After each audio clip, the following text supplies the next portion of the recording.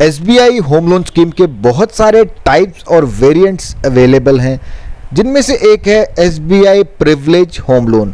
तो आज हम इसी टाइप के बारे में बात करेंगे और आपको बताएंगे कि आप कैसे SBI privilege home loan scheme का लाभ उठा सकते हैं। और दोस्तों, आपको हमारे चैनल पे एक्सक्लूसिवली प्रॉपर्टी से रिलेटेड वीडियोस ही मिलते हैं।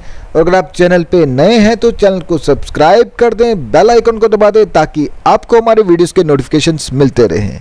तो आइए स्टार्ट करते हैं आज का ये वीडियो।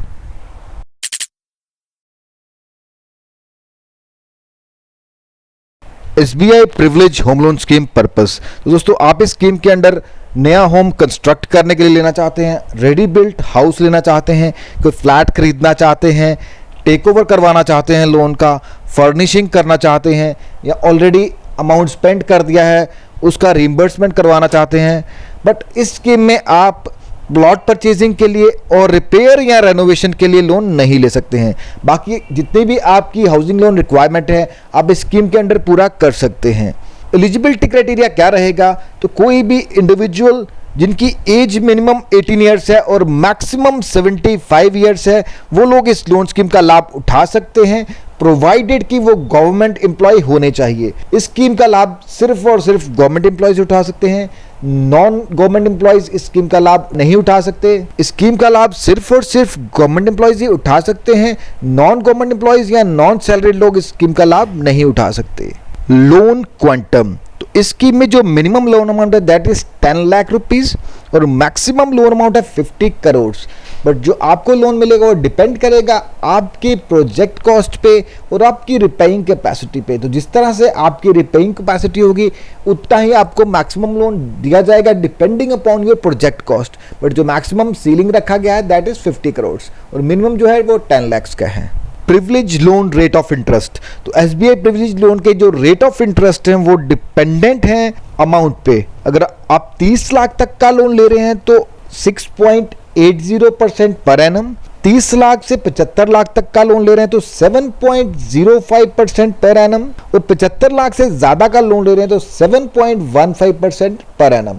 तो गवर्नमेंट एम्प्लॉयज़ के लिए काफ़ी कंसेशन है, बहुत मिनिमल रेट ऑफ इंटरेस्ट है, बहुत कम रेट ऑफ इंटरेस्ट है। और ये जो रेट ऑफ इंटरेस्ट मैंने आपको बताए ये अभी के लेटेस्ट रेट्स हैं। आप जब भी लोन लें लेटेस्ट रेट्स बैंक की वेबसाइट से कंफर्म कर लें या हमें नीचे कमेंट बॉक्स में कमेंट करके आप पूछ सकते हैं।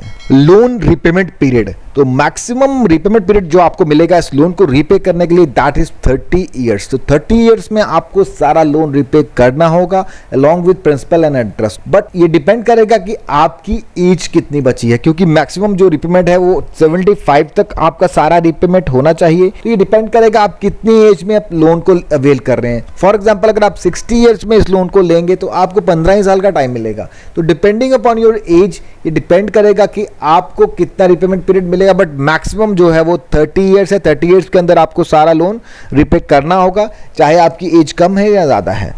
और नॉर्मली परचेजिंग के लिए, फ्लैट परचेजिंग के लिए या हाउस परचेजिंग के लिए आपको ज़्यादा से ज़्यादा 2 से 3 महीने का मोरेटोरियम दिया जाता है।